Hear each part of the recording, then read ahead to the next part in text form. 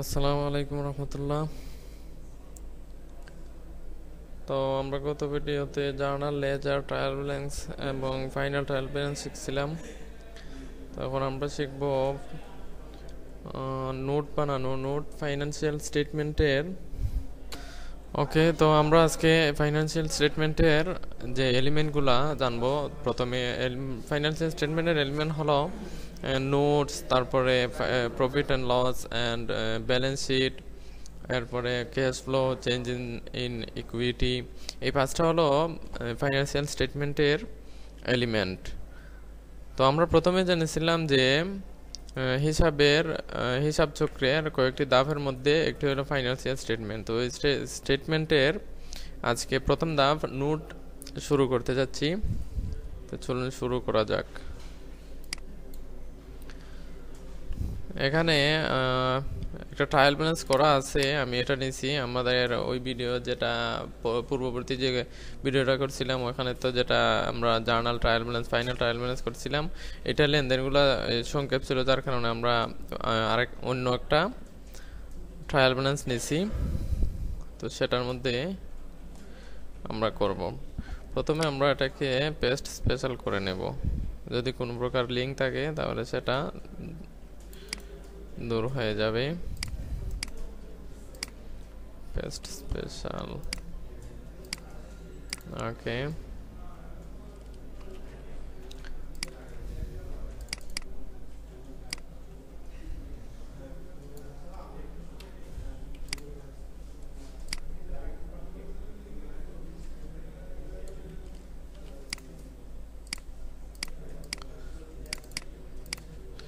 এখন আমরা প্রথমে ক্রেডিট টাকাগুলা, প্রথমে আমরা এখানে নামটা চেঞ্জ করব।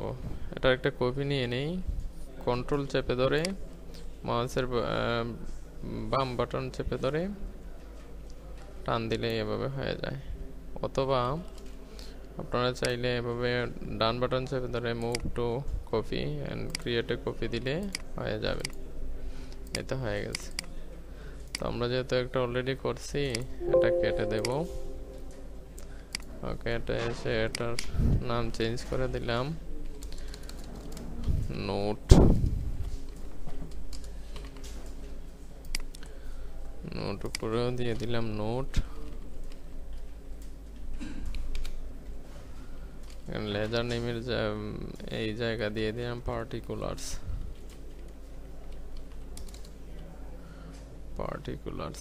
এখানে দিয়ে দিলাম অ্যামাউন্ট বা টাকা, অ্যামাউন্ট। এখন ডেবিট টাকাগুলা, ক্রেডিট টাকাগুলা ডেবিটের করে নিয়ে স্থানান্তর করে দেব। ওকে,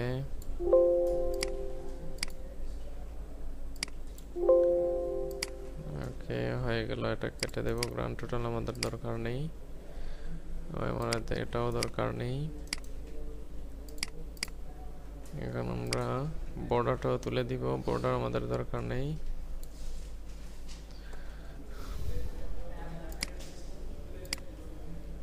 এবং নো ফিল করে দেব। ওকে,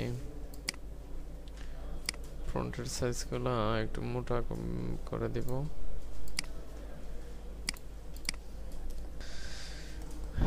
তো আমরা এখানে প্রথমে দেখে নেব property and plant, non current অ্যাসেটগুলা কোনটা কোনটা আছে।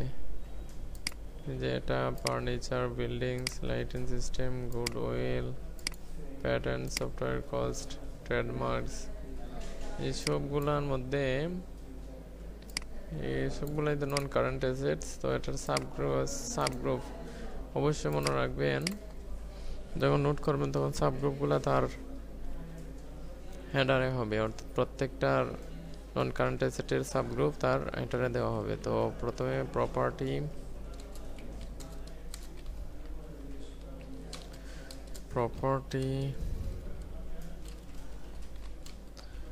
Plant and equipment.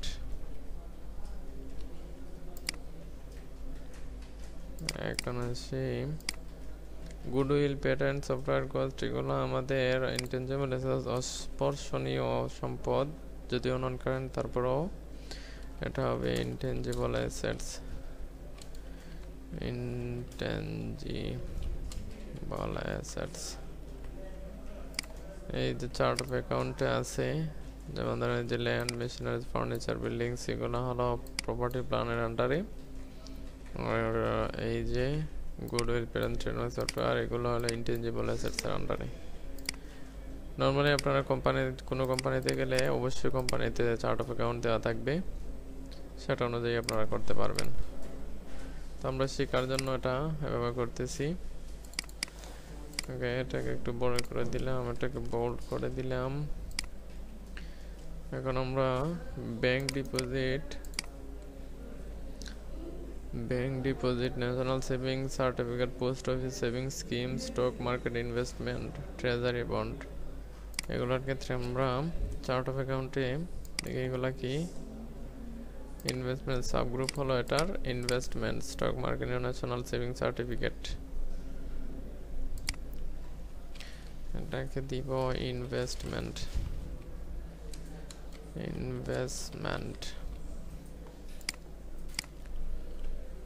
বোল্ড করে দিলাম। এটা তো cash and cash equivalent.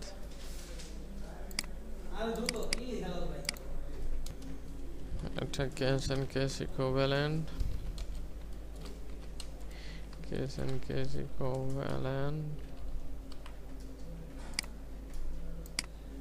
UCB account number, এটাও ক্যাশ এন্ড ক্যাশ ইকুইভ্যালেন্টের মধ্যেই হবে। আর অর্থাৎ অ্যাকাউন্ট রিসিভেবলের জায়গায় আপনারা দিতে পারি ট্রেড রিসিভেবল,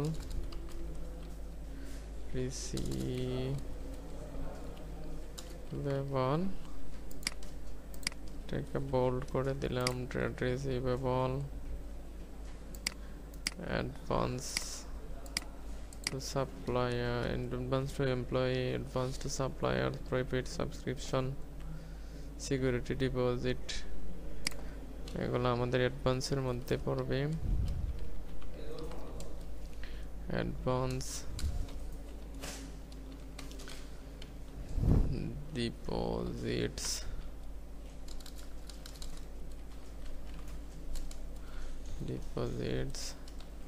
and ইনভেস্ট, এটাকে বোল্ড করে দিলাম। এখান থেকে লোন ফ্রম ইউসিবি অ্যাকাউন্ট, এটা হবে লং টার্ম লোন,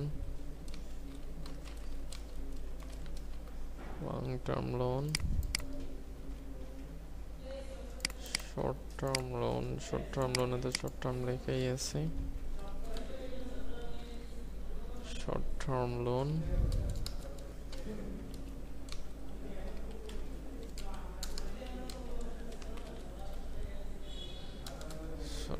loan,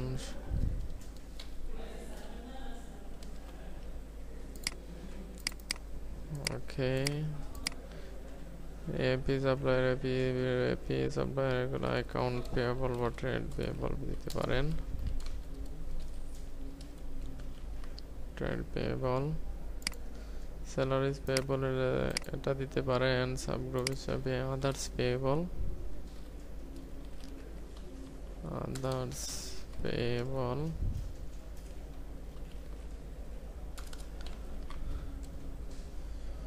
আমাদের ক্যাপিটাল সাবগ্রুপ হবে ক্যাপিটাল বা ইকুইটিও দিতে পারেন।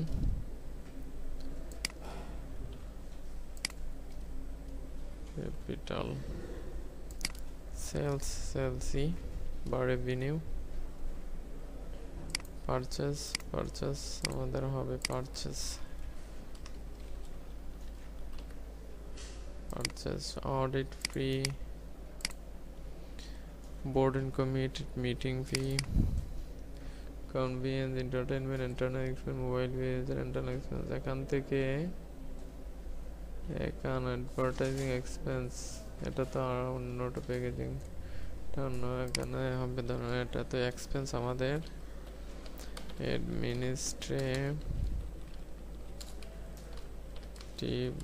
Expense, administrative expense. আর আসি অ্যাডভার্টাইজিং এক্সপেন্স, এখান থেকে এটা যেহেতু আমাদের ব্যবসায়িক খাতে সে হিসাবে selling and distribution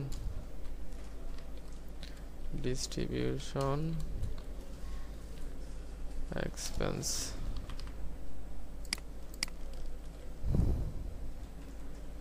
distribution expense, okay. আমাদের সাব গ্রুপগুলো দেওয়া হয়ে গেল। এখন আমরা এটার পূর্বে আর একটা কলাম বাড়িয়ে এখানে দেব নোট।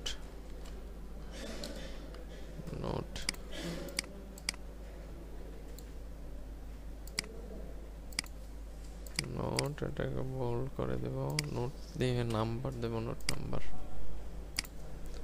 এটাকে অ্যালাইন করে দিলাম, বোল্ড করে দিলাম। 2 3 4 5 6 7 8 9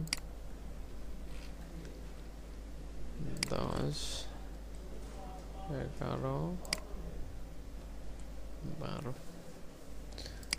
নোট নাম্বার দেওয়া হয়ে গেল। একটা রো বাড়িয়ে আমরা এগুলোর যোগফল বের করব। অটো সাম দিয়ে যোগফল বের করে ফেললাম।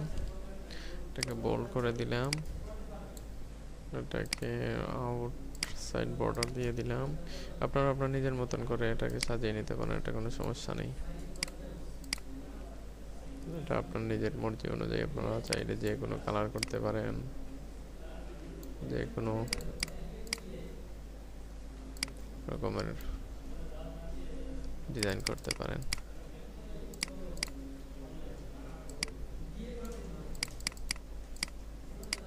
ওকে, এখানে একটা কালার দিয়ে দিলাম, এগুলো বোল্ড করে দিলাম। ওকে,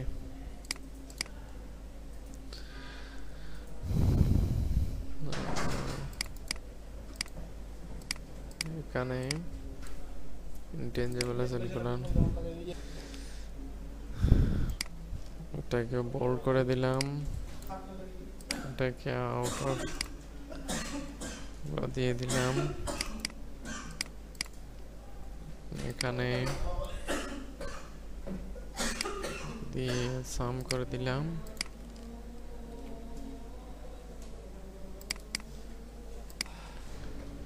ওকে,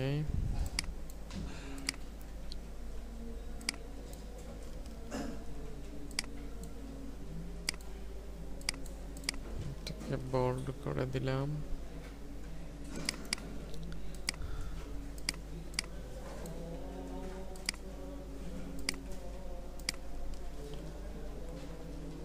ওকে, 7 নম্বর, 6 নম্বর,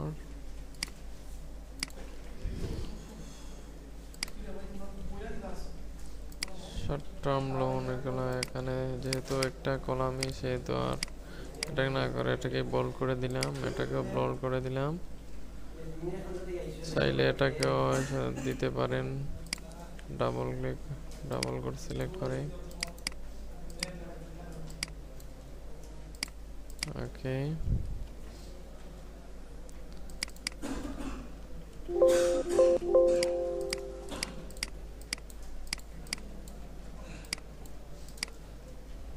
ওকে, সেলার ইজ পেয়েবল, এটাকে বোল্ড করা হয়ে নেই। ইনসার্ট দিয়ে এটা দিব আলাদাভাবে, বোল্ড। এটাকে বোল্ড করে দিলাম, আউটসাইড বর্ডার দিয়ে দিলাম। ইনসার্ট, এটাকে আউটসাইড বর্ডারের সাথে সাম করে দিলাম।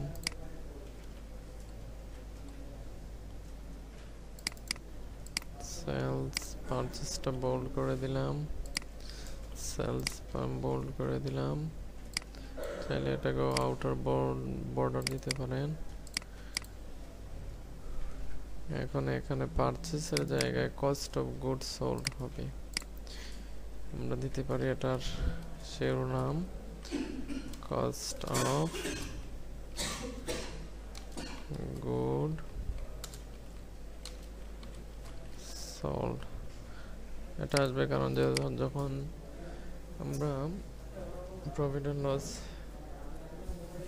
স্টেটমেন্ট বানাবো তখন কস্ট অফ গুডস সোল্ড আমাদের সেলস থেকে বাদ দিতে হবে। কস্ট অফ গুডস সোল্ড হলো ধরেন যে পণ্য কিনে আপনি বিক্রি করেন সেই পণ্যের মূল্য থেকে যে পণ্যগুলো বিক্রি করবেন সেই পণ্যগুলোর মূল্যগুলো হিসাব করা। তো এখানে আমরা আরেকটা কলাম বাড়িয়ে কস্ট অফ গুডস সেলের হিসাবে দিতে পারি ওপেনিং ব্যালেন্স। যেহেতু আমাদের ওপেনিং ব্যালেন্স এই বছরে অর্থাৎ 31 ডিসেম্বর পরে এই বছরে আমাদের নাই, সে হিসাবে 0। তারপরে পারচেসের জায়গায় দিতে পারি এড পারচেস, বা পারচেস দিলেও হবে, সমস্যা নাই। এরপরে দিতে পারি ক্লোজিং ব্যালেন্স। ক্লোজিং ব্যালেন্স 0, আমাদের যাতে পূর্ববর্তী বছরের কোনো মাল থাকে নেই তার জন্য এটা ক্লোজিং ব্যালেন্স 0। তো আমরা এটা ক্যালকুলেশন করব opening balance plus addition plus addition minus purchase return, কিছু পণ্য ফেরত দেওয়া হয়েছে সেটা মাইনাস ক্লোজিং ব্যালেন্স। এটা হলো আমাদের net cost of goods sold. এটা আপনারা চাইলে এটাকে এই জায়গায় রাখতে পারেন, কোনো সমস্যা নেই, আপনাদের সুবিধা অনুযায়ী। আমি এখানে রেখে আউটার বর্ডার করে দিলাম। ওকে, এই নোটের মধ্যে আরো কিছু কাজ আছে, এটার মধ্যে ডিপ্রিসিয়েশন এসে যোগ হবে এখানে। এই নামগুলোর পরিবর্তে ডিপ্রিসিয়েশন যখন করা হবে তখন ডিপ্রিসিয়েশন এখানে আসবে এবং ডিপ্রিসিয়েশন এক্সপেন্সের মধ্যে যোগ আসবে। আপাতত নোট হিসাবে নোটের অনুযায়ী দেখাচ্ছি, ডিপ্রিসিয়েশন করার সময় আমরা সব কিছু আলোচনা করবো ইনশাল্লাহ। করে সাম করে দিলাম। ওকে,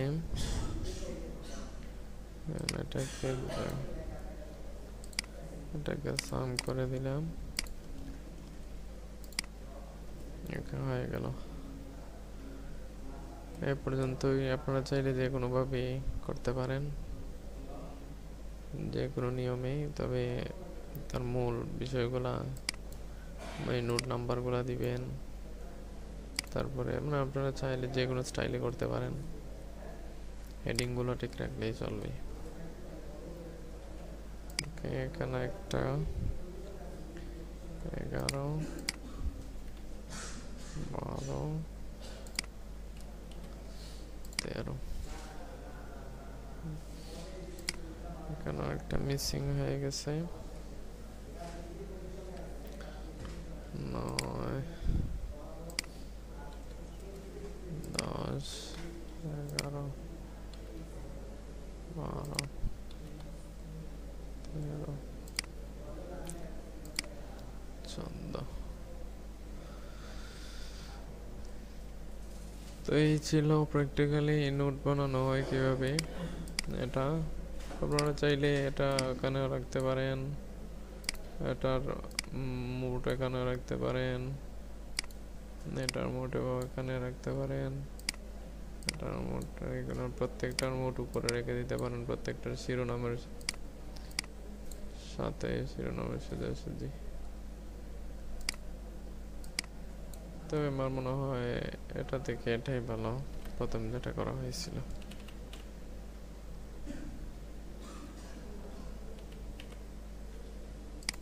ওকে,